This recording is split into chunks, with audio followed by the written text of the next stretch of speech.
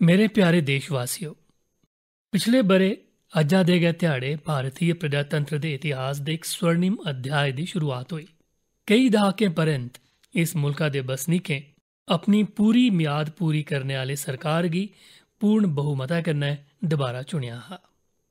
एक बारी भी मैं भारत दी 130 करोड़ जनता ते साढ़े मुल्कै दी प्रजातांत्रिक परंपराएं गी नमन करना। सामान्य हालात च मैं तुसें सबने विश्कार हुंदा, पर वर्तमान परिस्थितियां ओदी इजाजत नहीं दिंदियां। इस्से करी मैं इस खत राहें तुंदे आशीर्वाद दी इच्छा करा करना। तुंदा प्यार, सदिच्छा ते सक्रिय सहयोग ने नमी शक्ति ते प्रेरणा दिती है। जिस चाली तुसें प्रजातंत्र दी सामूहिक शक्ति का प्रदर्शन किया है, वो सारे विश्व आस्तै मार्गदर्शक प्रकाश है। 2014 च मुल्का दे लोकें बड़े पैमाने उपर परिवर्तन आस्तै मतदान किया हा। पिछले 5 बरें च मुल्का ने दिखिया है जे कियां प्रशासनिक मशीनरी ने परिस्थिति जारी रखो वाली मनस्थिति कोला भ्रष्टाचार ते कुशासन दे दलदल कोला पिछा छड़ाया।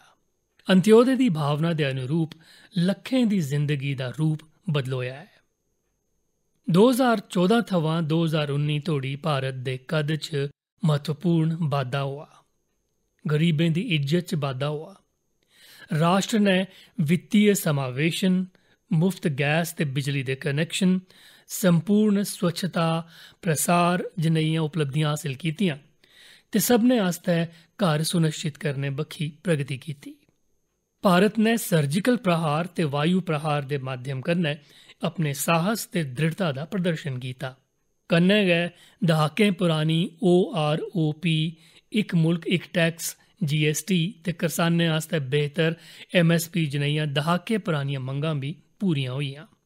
2019 च भारत दे लोकें न सिर्फ कंटिन्यूटी बल्कि एक सुखने आस्तै भी वोट किया हा। भारत गी नमी ऊंचाइयें तोड़ी पजाने दे सुखने आस्तै, भारत गी वैश्विक नेता बनाने दे सुखने आस्तै। पिछले एक बरे लैते गेदे फैसले उस्सै सुखने गी पूरा करने दी दिशा च गए न। अज 130 करोड़ लोक मुल्का दे विकास मार्ग च अपने आपै गी पूरी चाली लगाइयै समेकित महसूस करा करदे न। जनशक्ति ते राष्ट्र शक्ति दे प्रकाश ने सारे मुल्का गी आलोकित कीते दा है। सबका साथ, सबका विकास, सबका विश्वास दे मंत्र दी शक्ति कन्नै भारत हर क्षेत्र च अग्गे बधा करदा है। मेरे प्यारे देशवासियों, पिछले एक बरे दौरान किश फैसलें उपर व्यापक चर्चा हुई ते सार्वजनिक गलबात उपर ओदी छाप रही। धारा 370 दे फैसले ने राष्ट्रीय एकता ते अखंडता दी भावना गी अगेतरा बधाया। राम मंदिर उपर भारत दे सर्वोच्च न्यायालय दे इकमत फैसले ने सदियें थवां चलदी आवा करदी बहस दा शांतिपूर्ण समापन किया। ट्रिपल तलाक दी बर्बरतापूर्ण परंपरा गी इतिहास दे कूड़ेदान च सुट्टी दिता गया। नागरिकता अधिनियम दा संशोधन भारत दे सौहार्द ते सबने गी कन्नै लेइयै चलने दी भावना दी अभिव्यक्ति है। पर कई होर मते हारे फैसले होए न जिन्हें भारत दी प्रगति पथ यात्रा च मती तेजी आंदी। Chief of the defence staff दी पोस्ट बनाने वाला सुधार बड़े चिरें थवां पेंडिंग हा। एदे कन्नै सशस्त्र बलें च आपसी समन्वय च सुधार होआ है। कन्नै गै भारत ने मिशन गगनयान आस्तै तैयारियें च भी तेजी आनी है। गरीबें, करसानें, महिलाएं ते नौजवानें दा सशक्तिकरण साड़ी प्राथमिकता रही है। प्रधानमंत्री किसान सम्मान निधि च उन सारे करसान शामिल न। इक्को बरे च 9 करोड़ 50 लख करसानें दे खातें च 72,000 करोड़ रुपए जमा किए गए न। जल जीवन मिशन 15 करोड़ ग्रामीण घरें च पाइप कनैक्शन राहें पीने दे पानी दी सप्लाई सुनिश्चित करेगा। मुफ्त टीकाकरण करियै 50 करोड़ पशुएं दी सेहत च सुधार आनने आस्तै एक बड़ा बड्डा अभियान चलाया जा करदा है। साढ़े मुल्का दी तारीख च पहली बारी करसानें, खेती मजदूरें, छोटे दुकानदारें ते असंगठित सैक्टर दे श्रमिकें गी 60 बरे दी आयु होने दे बाद 3,000 रुपए दी मासिक पेंशन दा प्रावधान सुनिश्चित किया गया है।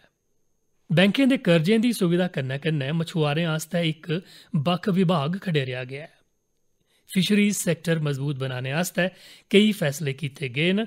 एह्दे कन्नै नीली अर्थ व्यवस्था गी बाद्धा थ्होग। इ'यां गै व्यापारियें दी समस्याएं दा बेल्ले सिर समाधान करने आस्तै व्यापारी कल्याण बोर्ड दा गठन करने दा फैसला कीता गया है। सैल्फ हैल्प ग्रुप कन्नै जुड़ी दी 7 करोड़ महिलाएं गी ज्यादा मती आर्थिक सहायता दित्ती जा करदी है। हाल च गै सैल्फ हैल्प ग्रुपें गी गारंटी बगैर कर्ज पैह्ले दे 10 लक्ख कोला बधाइयै 20 लक्ख रुपए करी दित्ता गया है। ट्राइबल बच्चें दी शिक्षा गी ध्यान च रखदे होई असें 400 कोला मते नमें एकलव्य मॉडल आवासीय स्कूलें दा निर्माण शुरू करी दित्ता है। पिछले ब'रे केई जनमित्र कानून भी आंदे गए। उत्पादकता दे मामले च साढ़ी संसद ने दहाकें पुरानी रिकार्ड भन्नी दित्ते न। परिणाम स्वरूप भाएं उपभोक्ता सुरक्षा अधिनियम होऐ जां चिटफट कानून संशोधन जां महिलाएं बच्चें ते दिव्यांगें गी होर सुरक्षा प्रदान करने आह्ले कानून, संसद च उ'नेंगी पारित करने च तेजी आंदी गेई। सरकार दे फैसले करी देहाती शहरी अंतर घटा करदा है। पैह्ली बारी इंटरनेट दा इस्तेमाल करने आह्लें च शहरी भारतीयें दे मुकाबले च देहाती भारतीयें दी तादाद 10% मती रेही।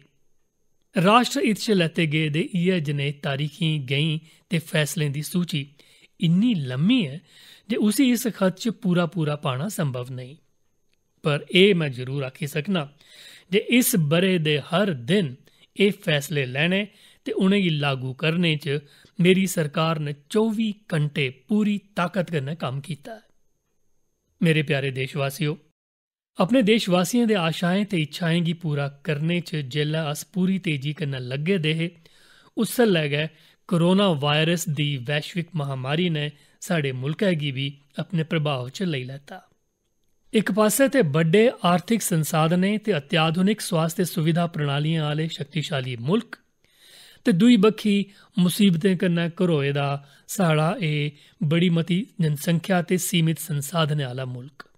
जेल्लै भारत उप्पर कोरोना दा आक्रमण होआ तां बड़े लोकें गी डर बझोआ जे भारत हून सारी दुनिया आस्तै मुसीबत बनग। पर अज्ज अपने आत्मविश्वास ते लचीलेपन करियै तुसें दुनिया दे साढ़े प्रति नजरिये गी बदली दित्ता है। तुसें दस्सी दित्ता है जे शक्तिशाली ते समृद्ध मुल्कै दी भी तुलना च भारतीयें दी सामूहिक शक्ति ते संभावनाएं दा कोई मुकाबला नेईं। ताड़ियां बजाने ते दिए बालने थमां लेइयै भारत दी सशस्त्र सेनाएं पासेआ कोरोना योद्धाएं दा सम्मान, जनता कर्फ्यू या राष्ट्रव्यापी लॉकडाउन दौरान नियमें दा निष्ठापूर्वक पालन तोड़ी हर मौके उप्पर तुसें दस्सी दित्ता है जे एक भारत श्रेष्ठ भारत दी गारंटी है। इन्ने बड्डे संकट च एह् दावा ते नेईं कीता जाई सकदा जे कुसै गी कोई तकलीफ या परेशानी नेईं होई होग। साढ़े मजदूर, माइग्रेंट वर्कर्स, लघु उद्योग दे कारीगर ते दस्तकार, फड़ियां लाने आह्ले हाकर्स ते इंदे जनेह् साथी देशवासियें गी बड़ी बड्डी तकलीफें दा सामना करना पेआ है। अस रली मिलियै पक्के इरादे कन्नै इंदी मुसीबतां घट्ट करने दे कम्मै च लग्गे दे आं। पर असें गी सावधानी कन्नै एह् ख्याल रखना होग जे एह् मुसीबतां जिंदा सामना करा करने आं ओह् तबाही नेईं बनी जान। इस करी एह् अत्त गै जरूरी है जे हर भारतीय सारे नियमें ते दिशा निर्देशें दा पालन करै। असें अजें तोड़ी बड़े धैर्य दा परिचय दित्ता है ते अग्गें भी असें इ'यां गै करदे रौह्ना होग। भारत दे केई होर मुल्खें थमां मता सुरक्षित ते बेहतर स्थिति च होने दा इ'यै कारण है। एह् इक लम्मी लड़ाई है, पर अस विजय मार्ग उप्पर चली निकले आं ते जित्त गै साढ़ा सामूहिक प्रण है। पिछले किश दिनें च इक सुपर साइक्लोन ने पश्चिम बंगाल ते उड़ीसा च बड़ी मती तबाही मचाई।